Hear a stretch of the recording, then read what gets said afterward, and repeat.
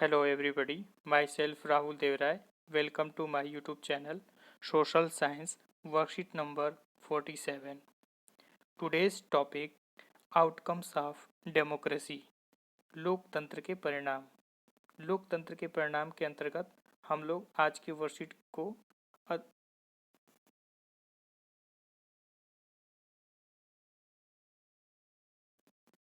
का हम लोग अध्ययन करेंगे।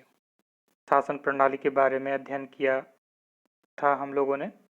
आज के वर्कशीट में हम लोग अध्ययन करेंगे कि लोकतंत्र को बेहतर शासन प्रणाली क्यों माना जाता है।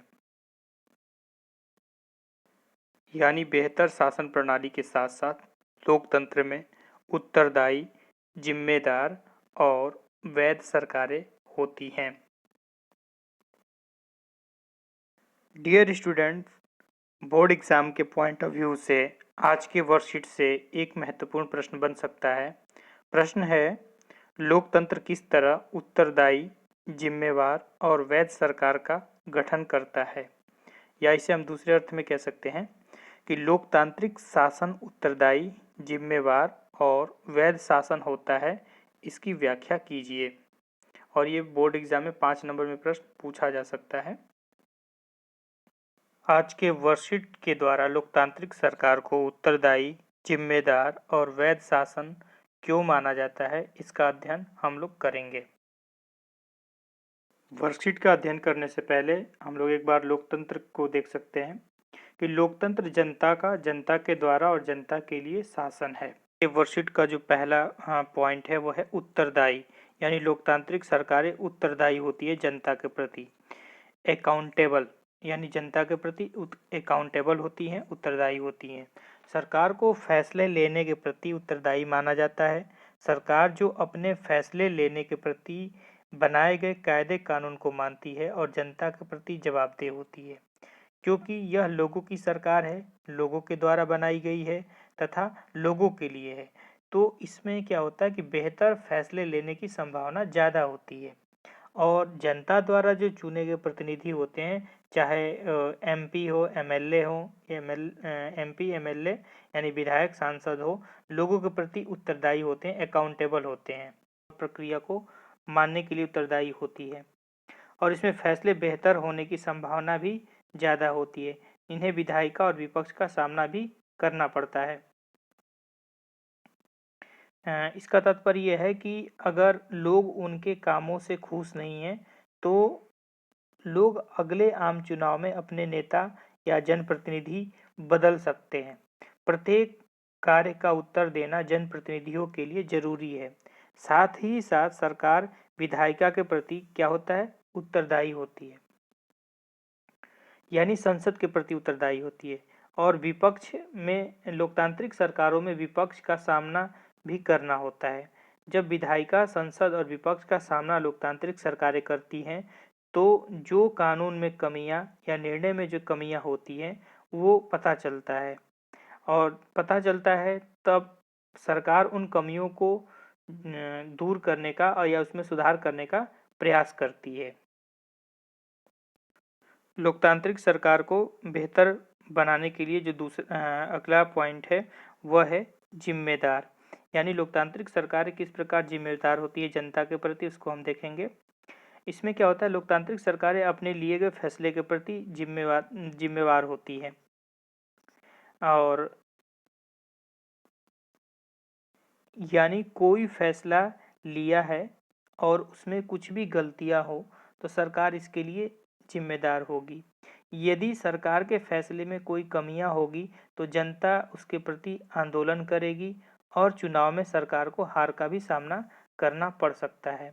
लोकतांत्रिक सरकार की विशेषता ही है जो यह जिम्मेदार होती है, जबकि तानाशाही और राजतंत्रीय व्यवस्था में सरकार में ऐसा देखने को नहीं मिलता है। ना वहाँ पर विपक्ष होता है, ना संसद होती है, ना न्यायपालिका होती है। तो इस प्रकार हम कह सकते हैं कि लोकतांत्रिक सरकार जनता की सबसे अच्छी सरकार मानी जाती है और इसलिए जनता ही अपना निर्णय देकर सही सरकार का चुनाव करती है। अगला जो पॉइंट है वो है वैध, यानी लेगिटिमेट, लेगिटिमेट में क्या आप देखते हैं कि जो वैध शासन होती है, लोकतांत्रिक सरकारें निश्चित रूप से अन्य शासनों से बेहतर हैं क्योंकि ये वैध शासन व्यवस्था है। वैध शासन व्यवस्था के अंतर्गत हम देखेंगे कि लोकतंत्र ही सरकार की वैधता को संभव बनाता है। जब कोई सरकार अल्पमत में आ जाती है तो एकदम उसे त्यागपत्र देना पड़ता है, क्योंकि तब उसकी वैधता समाप्त हो जाती है। अगली सरकार तभी अस्तित्व में आती है जब वह अगले चुनाव में अपना बहुमत प्राप्त कर लेती है। बिना लोगों का विश्वास प्राप्त किए कोई भी नई सरकार नहीं बन सकती। यही चुनाव प्रक्रिया सरकार की वैधता पर मुहर लगाती है, जो यह केवल लोकतंत्र में ही देखने को मिल सकता है। यानी कहने का तात्पर्य है कि वैध शासन व्यवस्था न ही तानाशाही में देखने को मिलेगा और न ही राजतंत्रीय व्यवस्था में देखने को मिलेगा। यह केवल लोकतंत्र में ही दिखाई देता है, जहाँ पे जनता सीधे सीधे अपने चुने हुए प्रतिनिधियों के माध्यम से सरकार का निर्माण करती है। आइए आज के वर्कशीट के प्रश्न उत्तर को देखते हैं। पहला प्रश्न है, लोकतंत्र बेहतर शासन व्यवस्था है, क्योंकि पहला ऑप्शन है यह भ्रष्टाचार मुक्त शासन देता है, यह फैसले बहुत तेजी से लेता है, यह विकास में अव्वल होती है, यह उत्तरदायी, जिम्मेदार और वैध शासन है। तो ये ऑप्शन नंबर द ये सही होगा, ये राइट ऑप्शन है। उसके बाद प्रश्न नंबर दूसरा है, आपको कोई चीज इसलिए प्रिय है क्योंकि उसे आपने बनाया है। क्या लोकतंत्र भी ऐसा ही है? उदाहरण सहित बताइए। उदाहरण सहित आप लोगों को बताना है। तो इस प्रश्न का उत्तर है, लोकतंत्र का अर्थ होता है जनता का शासन। लोकतंत्र हमें इसलिए प्रिय है क्योंकि इस शासन व्यवस्था में शासकों का चुनाव जनता अपने बीच में से करती है। समय रहते हम लोकतंत्र की कमियों को दूर कर सकते हैं। उदाहरण के रूप में लोकतंत्र राजतंत्र व तानाशाही सरकारों से बेहतर है। जैसा कि हम देश का उदाहरण दे सकते हैं, भारत संयुक्त राज्य अमेरिका में लोकतंत्रीय सरकार है। अगला प्रश्न है, अगर लोकतांत्रिक सरकारों को विधायिका, विपक्ष या चुनाव का सामना न करना पड़े तो क्या होगा? उत्तर, विधायिका अर्थात संसद को लोकतंत्रीय सरकारों का अनिवार्य अंग माना जाता है। अगर ऐसा होगा तो सरकार लोकतांत्रिक नहीं होगी।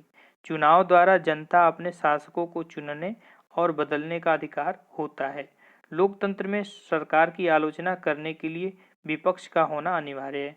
यानी हम कह सकते हैं कि लोकतांत्रिक सरकारों में विधायिका यानी संसद, विपक्ष और चुनावों का होना बहुत जरूरी है। इनके बिना हम लोकतांत्रिक सरकार की कल्पना नहीं कर सकते।